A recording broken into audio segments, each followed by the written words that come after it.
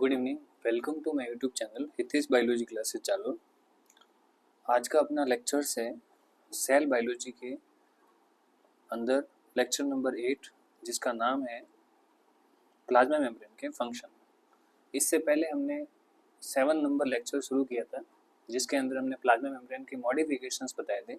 और आज का अपना जो लेक्चर्स है वो प्लाज्मा मेम्ब्रेन के फंक्शंस को लेके है। यहाँ पर एक डायग्राम दिख रहा है जिसके अंदर आपको दो तरह के प्रोटीन्स दिख रहे हैं, कैरियर प्रोटीन और चैनल प्रोटीन। ये दोनों ही प्रोटीन प्लाज्मा मेम्ब्रेन के अंदर ट्रांसपोर्टिंग का काम करते हैं। इसका मतलब प्लाज्मा मेम्ब्रेन अलग अलग तरह के फंक्शंस कैरी करते हैं, जिनमें से वन ऑफ द फंक्शन जो है वो है ट्रांसपोर्टिंग वाला, जिसमें ट्रांसपोर्टिंग प्रोटीन काम करते हैं। यहाँ पर प्लाज्मा मेम्ब्रेन के फंक्शंस की लिस्ट बनाई हुई है। जैसे पहला फंक्शन है ट्रांसपोर्ट ऑफ सब्सटेंसेज, यानी कोई भी सब्सटेंस है वो ट्रांसपोर्ट करता है प्लाज्मा मेम्ब्रेन से, किस टाइप से कैरी करता है, ये वाला फंक्शन जो है सबसे पहले हम इसके बारे में डिस्कस करेंगे। उसके बाद दूसरा फंक्शन है ऑस्मोसिस, उसके बाद तीसरा फंक्शन है फेगोसाइटोसिस, नेक्स्ट है exocytosis, emiocytosis, rhopheocytosis, protections, respiration, excretion, cell communication throughout intercellular junctions, locomotion and recognization. इतने सारे जो फंक्शंस है वो प्लाज्मा मेम्ब्रेन जो है वो कंप्लीट करती है। ठीक है, तो हम वन बाय वन फंक्शंस को स्टार्ट करते हैं। सबसे पहला जो अपना फंक्शन है वो है ट्रांसपोर्ट ऑफ सब्सटेंस। तो फर्स्ट फंक्शन की अगर बात करें तो फर्स्ट फंक्शन जो है वो है transport of substances. Transport of substances, देखो प्लाज्मा मेम्ब्रेन से कोई भी फंक्शन अगर ट्रांसपोर्ट होता है तो उसके लिए सबसे ज़रूरी चीज़ है कि प्लाज्मा मेम्ब्रेन जो है वो कैसे बनती है, किस टाइप से बनी हुई है, उसको जानना जरूरी है। हालांकि हमने पहले वाले लेक्चर्स में प्लाज्मा मेम्ब्रेन के फंक्शंस के बारे में पढ़ा था, प्लाज्मा मेम्ब्रेन की जो स्ट्रक्चर्स है उसके बारे में पढ़ा था। तो मैंने आपको बताया भी था कि प्लाज्मा मेम्ब्रेन जो है वो बहुत सारी लिपिड मॉलिक्यूल से बनती है, जिसको हम कहते हैं फॉस्फोलिपिड। ये फॉस्फोलिपिड जो है वो बाई लेयर बनाते हैं, जिसको हम लेसिथिन कहते हैं। ये फॉस्फोलिपिड इधर साइड है और सेम फॉस्फोलिपिड जो है वो दूसरी तरफ होते हैं। इस तरह से फॉस्फोलिपिड जो है वो दोनों तरफ आकर के प्लाज्मा मेम्ब्रेन को बाई लेयर स्ट्रक्चर बनाते हैं। ये हमारे पास एक बाई लेयर स्ट्रक्चर तैयार होगी प्लाज्मा मेम्ब्रेन की। ठीक है, it is called by layer structures. By layer structures, अब इस बाई लेयर स्ट्रक्चर्स के अंदर जो है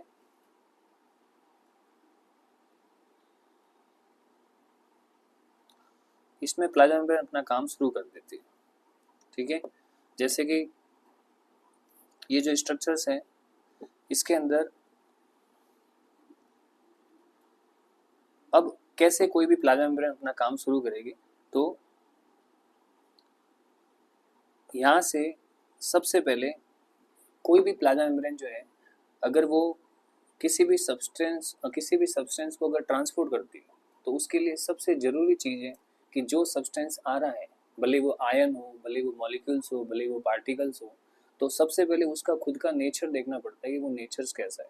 तो सबसे पहले किसी भी सब्सटेंस के ट्रांसपोर्टिंग से पहले वी हैव टू ऑब्जर्व कि वो जो भी सब्सटेंसेज आ रहे हैं, जो भी पार्टिकल्स या मॉलिक्यूल्स आ रहे हैं, उनका खुद का नेचर कैसा है, उनके बारे में जानने की कोशिश करते हैं। तो देखिए, मान लो यहाँ पर बहुत सारे पार्टिकल्स हैं, बहुत सारे मॉलिक्यूल या आयन हैं, और वो इस मेम्ब्रेन को क्रॉस करना चाहते हैं।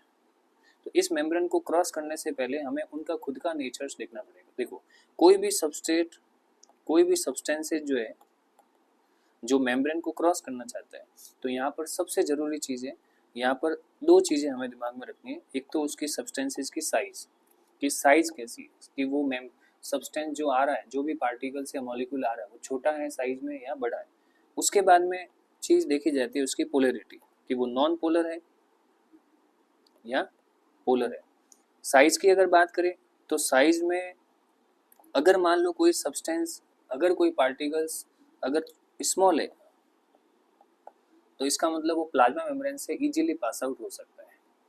या फिर अगर हम कह सकते हैं कि पार्टिकल्स अगर लार्ज है तो वो पास होने में थोड़ी दिक्कत पैदा कर सकता है। क्यों? क्योंकि मेम्ब्रेन जो है उसके पास इतने बड़े पोर नहीं होते कि इस मेम्ब्रेन से बड़े साइज के जैसे ग्लूकोज वगैरह जो मॉलिक्यूल्स होते हैं वो आराम से पास हो जाए। पोलरिटी की बात करें तो प्लाज्मा मेम्ब्रेन के अंदर पोलरिटी को लेकर के दो तरह के मॉलिक्यूल्स होते हैं, एक तो होते हैं नॉन पोलर और दूसरे होते हैं पोलर। अब नॉन पोलर जो है उसमें किसी तरह का पोलरिटी नहीं है, तो ये इजीली पास हो सकते हैं, ठीक है। लेकिन पोलर का मतलब है उसमें पोलरिटी आ गई, उसमें चार्ज आ गए, प्लस माइनस चार्ज आ गए, भले ही वो अनचार्ज हो या भले ही वो किसी तरह से जो है चार्ज हो। अब इसमें भी दो कंडीशंस आती है, एक को कहते हैं हम अनचार्ज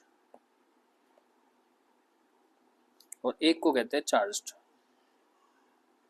तो अब इतने सारे जो पार्टिकल्स हैं, इन सभी पार्टिकल में कौन कौन से जो है पार्टिकल्स या कौन कौन से सब्सटेंसेस इजीली पास कर सकते हैं प्लाज्मा मेम्ब्रेन से। तो एक तो ऐसा सब्सटेंस जो स्मॉल है वो इजीली पास कर सकता है, इजीली जो है वो पास आउट हो जाएगा क्योंकि वो साइज में कैसा है, छोटा है। दूसरा, अगर वो नॉन पोलर है, कैसा है, नॉन पोलर, तो वो इजीली पास आउट हो सकता है, इजीली पास आउट जो है वो हो सकता है। तो दो टाइप के सब्सटेंसेज जो छोटे होते हैं और नॉन पोलर होते हैं, और छोटे भी और नॉन पोलर, उसमें सबसे बेस्ट एग्जांपल किसका आता है, गैसों का आता है।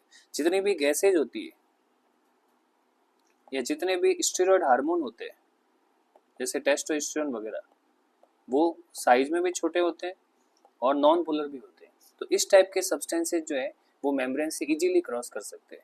लेकिन अगर हम लार्ज साइज की बात करें, फॉर एग्जांपल ग्लूकोज, तो उसको पास होने में थोड़ी सी डिफिकल्टी आ सकती है। वही अगर हम पोलरिटी की बात करें तो पोलरिटी के आधार पर जो पार्टिकल्स है, जो मॉलिक्यूल्स है, वो दो टाइप के होते हैं, अनचार्ज और चार्ज। अनचार्ज में जैसे कि ग्लिसरॉल, इथेनॉल,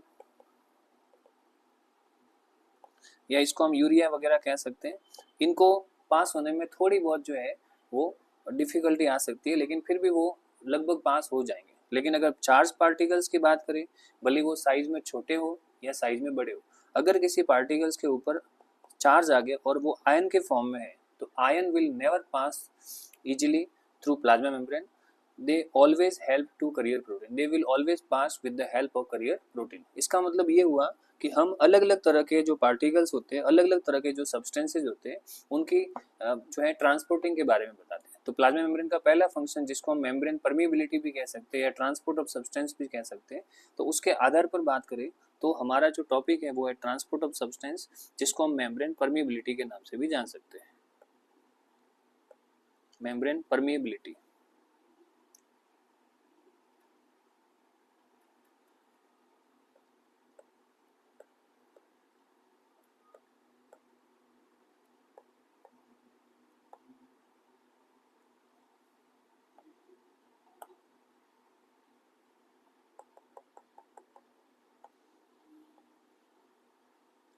मेम्ब्रेन परमिबिलिटी में जैसे हम सबसे पहले वन बाय वन सब्सटेंसेस का एग्जांपल लेते हैं।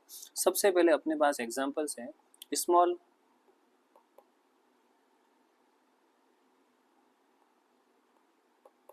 नॉन पोलर,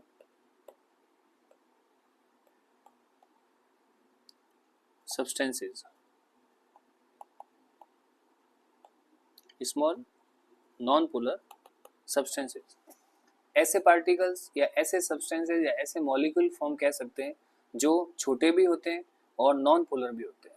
ऐसे मॉलिक्यूल्स की अगर हम बात करें जो छोटे भी और नॉन पोलर, मतलब कोई चार्ज वगैरह नहीं है, तो इस टाइप की जो पार्टिकल्स है, जैसे कि हम एग्जांपल्स के तौर पे बताते हैं, फॉर एग्जांपल CO2 है, ऑक्सीजन है, मतलब बहुत सारी गैसेज, गैसेज जितनी भी होती है वो छोटी भी होती है और नॉन पोलर होती है। इसके अलावा स्टेरॉयड हार्मोन जो हाइड्रोफोबिक होते हैं, स्टेरॉयड हार्मोन। तो ये जो सब्सटेंसेज है, ये जो पदार्थ है, वो प्लाज्मा मेम्ब्रेन को इजीली क्रॉस कर सकते हैं। क्यों? क्योंकि इनकी साइज छोटी है। और अभी मैंने थोड़ी देर पहले बताया कि अगर किसी की पार्टिकल्स की या मॉलिक्यूल्स की अगर साइज छोटी है और वो किसी तरह का उसके ऊपर कोई चार्ज नहीं है, वो अनचार्ज्ड है, तो वो इजीली मेम्ब्रेन को क्रॉस कर सकते हैं। सेकंड नंबर पे हम कह सकते हैं कि मॉलिक्यूल स्मॉल तो है, लेकिन अब वो नॉन पोलर नहीं है, अब वो पोलर हो चुके हैं। और पोलर के अंदर नेक्स्ट कंडीशन है अनचार्ज्ड, यानी वो अभी भी अनचार्ज है, अनचार्ज का मतलब उसमें प्लस माइनस तो है लेकिन किसी तरह की पोलरिटी जो है किसी तरह के जो है चार्ज कंडीशन शो नहीं कर रहे हैं, उसमें ऐसा कोई plus positive negative condition show नहीं कर रहे हैं।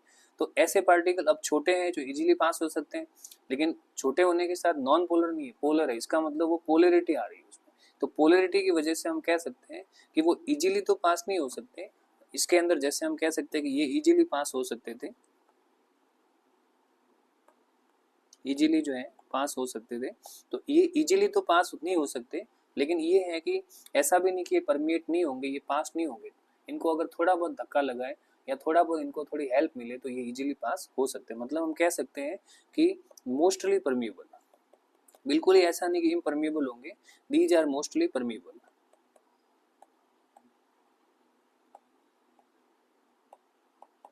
These are mostly permeable. For examples urea, glycerol, benzene वगैरह जो होते हैं ये इनमें इन कैटेगरी में आते हैं। अब थर्ड नंबर पे आता है कि पार्टिकल स्मॉल भी है, पोलर भी है, लेकिन चार्ज्ड है। स्मॉल भी है, पोलर भी है, लेकिन चार्ज्ड है। अब कंडीशन आगे चार्ज, ये ध्यान रखना, अगर कोई भी पार्टिकल्स या अगर कोई भी मॉलिक्यूल्स अगर चार्ज्ड है, जिसको हम आयन कह सकते हैं, अगर कोई आयन हमारे पास है तो भले साइज में छोटा हो या बड़ा हो, वो कभी भी इजीली पास नहीं हो सकता। उसको पास होने के लिए हमेशा जो है प्रोटीन की आवश्यकता होगी, चैनल या करियर प्रोटीन की आवश्यकता होगी। ठीक है, मोस्टली जो है चैनल प्रोटीन की आवश्यकता हो सकती है, चैनल प्रोटीन के द्वारा ही ये जा सकता है या प्रोटीन। तो हम कह सकते हैं कि never pass directly, never passed easily and completely impermeable, completely impermeable, ये पूरी तरह से जो है अपारगम्य होगा, इनका किसी तरह से जो है परमिबिलिटी नहीं होगी। फॉर एग्जांपल कोई भी चार्ज मॉलिक्यूल्स है ऐसे आयन फॉर्म में, जैसे सोडियम है, पोटेशियम है, कैल्शियम है, ठीक है, क्लोराइड है, ये जितने भी है इनको हम पास नहीं कर सकते। उसके बाद में 4 नंबर की कैटेगरी आती है कि मॉलिक्यूल लार्ज है।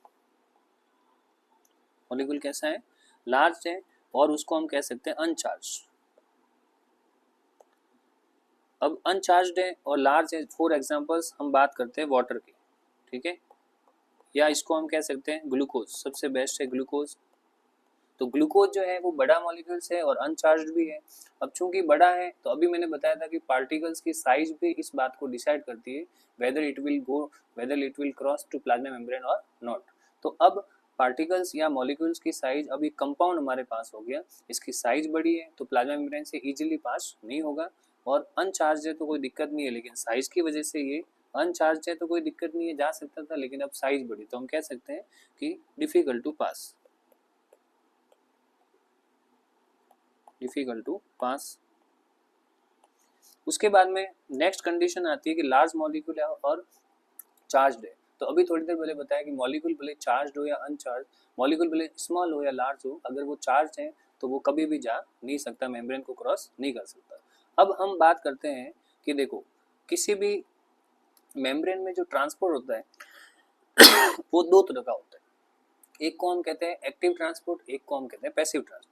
इसको हम समझते हैं कि मेम्ब्रेन में जो ट्रांसपोर्टिंग होती है वो दो टाइप से होती है। पहला तो होता है पैसिव ट्रांसपोर्ट,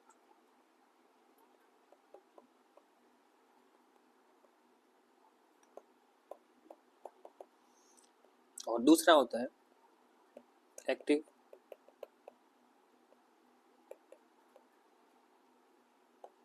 ट्रांसपोर्ट।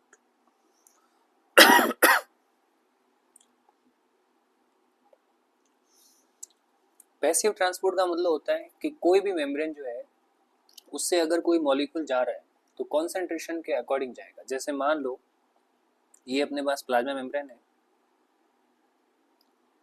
और इस प्लाज्मा मेम्ब्रेन से कोई मॉलिक्यूल क्रॉस करना चाहता है, मान लो ये मॉलिक्यूल्स है यहाँ पर, ये क्रॉस करना चाहते हैं और इधर से इधर जाना चाहते हैं, ठीक है। तो इसको इधर से इधर जाने से के लिए जरूरी, सबसे जरूरी कंडीशन क्या होगी कि इसका जो ये वाला भाग है यहाँ पर कॉन्सेंट्रेशन हायर होनी चाहिए, हायर कॉन्सेंट्रेशन, और इधर वाले भाग में जो कॉन्सेंट्रेशन है वो लोअर कॉन्सेंट्रेशन होना चाहिए। अगर कॉन्सेंट्रेशन एक तरफ हायर है और एक तरफ लोअर है और कोई भी पार्टिकल्स जो कि जा रहे हैं उसमें किसी तरह का जो चार्ज वगैरह नहीं है, जो भी ये पार्टिकल्स मैं यहाँ पर जो बता रहा हूँ, इन पार्टिकल्स को ये समझो कि ये स्मॉल है और नॉन पोलर है।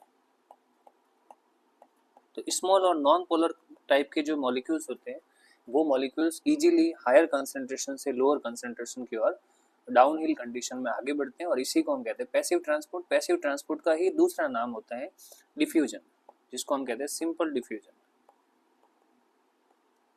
ये है सिंपल डिफ्यूजन, यानी एक साधारण विसरण प्रक्रिया कहते हैं अगर हिंदी की बात करें तो पैसिव ट्रांसपोर्ट का मतलब होता है कि अगर कोई भी मॉलिक्यूल्स या कोई भी किसी तरह के जो पार्टिकल्स हैं वो अपने मेम्ब्रेन की एक साइड जब हायर कंसंट्रेशन होता है और दूसरी साइड लोअर कंसंट्रेशन होता है, एक साइड जो है सांद्रता ज़्यादा होती है, एक साइड सांद्रता कम होती है, तो हायर मॉलिक्यूल्स, तो हायर कंसंट्रेशन से कोई भी मॉलिक्यूल जो है लोअर कंसंट्रेशन की ओर जाते हैं, तो उसी को हम किस नाम से जानते हैं? सिंपल डिफ्यूजन के नाम से जानते हैं। They do not require any specific type of protein और कैरियर प्रोटीन और channel protein and they easily passed through out the cross the membrane through out this cell, और इस तरह का जो प्रोसेस होता है उसको कहते हैं पैसिव ट्रांसपोर्ट। अब प्रॉब्लम कब आती है? जब यहाँ पर जो पार्टिकल्स है, जैसे अभी मैंने बताया कि यहाँ पर small non polar particle, problem कब आती है? जब यहाँ पर जो पार्टिकल्स है वो स्मॉल की जगह लार्ज होगा या फिर वो नॉन पोलर की जगह पोलर होगा, तब हमें कुछ चैनल्स की जरूरत होती है, तब हमें कुछ टाइप के जो है हम कह सकते हैं कि कुछ प्रकार के जो है प्रोटीन्स की जरूरत पड़ती है। ठीक है, तो जैसे कि हम सेकंड एग्जांपल्स बताते हैं, ये पैसिव ट्रांसपोर्ट का जो है एक और एग्जांपल बताते हैं। देखिए फॉर एग्जांपल जैसे हम वापस पैसिव ट्रांसपोर्ट शो करते हैं,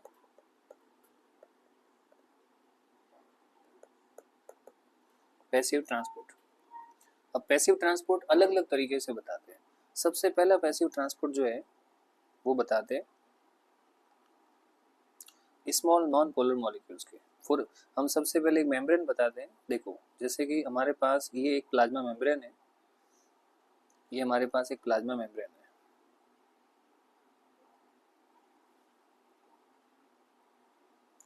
और इस मेम्ब्रेन के अंदर सबसे पहले हमारे पास जो है पैसिव ट्रांसपोर्ट का दूसरा नाम है डिफ्यूजन। ठीक है, ये डिफ्यूजन अलग अलग तरीके से हो सकता है, विसरण कहते हैं हिंदी में। हमारे पास सबसे पहले मॉलिक्यूल है स्मॉल नॉन पोलर। अगर कोई मॉलिक्यूल छोटा है और नॉन पोलर जैसे कि गैस वगैरह, तो वो इजीली पास हो जाएगी, उनको किसी तरह की प्रोटीन की आवश्यकता नहीं होगी। अब मान लो कोई मॉलिक्यूल स्मॉल तो है लेकिन वो पोलर हो गया, पोलर के साथ वो अनचार्ज्ड है, इसका मतलब ये हुआ कि वो थोड़ी सी डिफिकल्टी फील करेगा अंदर जाने के लिए। हालांकि छोटा है तो इजीली चला जाएगा, लेकिन थोड़ी सी डिफिकल्टी होगी, पर जैसे तैसे करके भी वो मेम्ब्रेन को क्रॉस कर देगा। प्रोटीन रिक्वायर हो भी सकते, नहीं भी। लेकिन अगर मॉलिक्यूल लार्ज हो गया, अगर कोई मॉलिक्यूल लार्ज हो गया, फिर भले वो पोलर हो या अनपोलर, पोलर हो या नॉन पोलर, अगर उसकी साइज ज़्यादा है तो उसको ले जाने के लिए हमें कुछ व्हीकल्स की आवश्यकता पड़ेगी, कुछ व्हीकल्स की आवश्यकता पड़ेगी। वो व्हीकल्स कैरियर प्रोटीन हो सकते हैं या फिर वो चैनल प्रोटीन हो सकते हैं, कोई भी हो सकता है। जैसे मैं आपको डायग्राम से बताता हूँ, मेरे पास एक डायग्राम है, जैसे कि ये देखिए, इस डायग्राम को आप ढंग से देखो। हमारे पास यहाँ पर जो है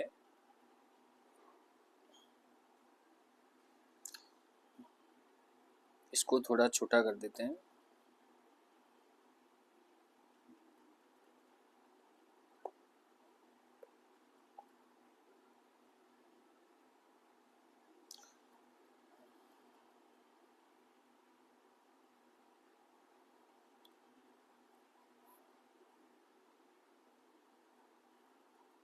ये देखिए हमारे पास एक प्लाज्मा मेम्ब्रेन है, ये एक प्लाज्मा मेम्ब्रेन दी हुई है, और इस प्लाज्मा मेम्ब्रेन के अंदर यहाँ पर एक स्ट्रक्चर दी हुई है जिसको हम कहते हैं प्रोटीन चैनल। ये चैनल क्या कर रहा है? बहुत सारे जो मॉलिक्यूल्स है उनको हायर कंसंट्रेशन से लोअर कंसंट्रेशन में लेके आ रहा है। अब क्यों लेके आ रहा है? क्योंकि उन मॉलिक्यूल की साइज जो है वो छोटी होने के बजाय बड़ी है, और बड़ी होने की वजह से वो यहाँ से इनको लेके आ रहा है। ठीक है। अब यहाँ पर प्रोटीन चैनल भी है और प्रोटीन करियर भी है, मतलब कैरियर और चैनल, दो टाइप के प्रोटीन देखने को मिल रहे हैं, जिसके अंदर दोनों का अपना अपना अलग तरीके का फंक्शंस होता है। ये प्रोटीन अलग काम करेंगे और ये प्रोटीन अलग काम करेंगे, ठीक है। मेरे अगले लेक्चर्स के अंदर मैं इस टॉपिक को जो है और डिटेल में डिस्कस करूँगा क्योंकि अभी जो ये वाला लेक्चर्स है ये पूरी तरह से अभी कंप्लीट नहीं हुआ है। धन्यवाद।